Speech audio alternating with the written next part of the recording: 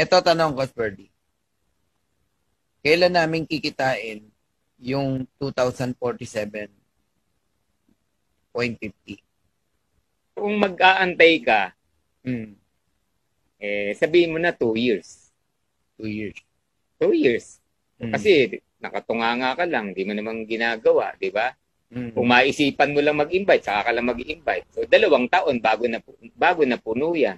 Tama. Pero, Oh, ang binayaran mo for 2 years, lalo na kung nag-annual ka, alam mo ba kung magkano? 13,000 pesos lang. DF, no? Oh, 2 years. 2 years na puno. May ano ngayon? May Ito kapalit. 2023. May 2023 ngayon. Oh, May 2025. Oh, Magsisimula ka ng kumita ng 102,000 pesos. every month. 102,000 pesos. 102,000 pesos. Every 102,000 pesos. Ang ginastos mo lang, 13,000 pesos. Hmm. Hinulugulugan mo pa yan. Hmm. Ganun. Ganun yan. Ngayon, kung i-workout mo, tatrabahuin mo si Bibgood, hindi ka mag-aantay ng 2 years. Hmm. Baka 1 year lang yan or less than 1 year.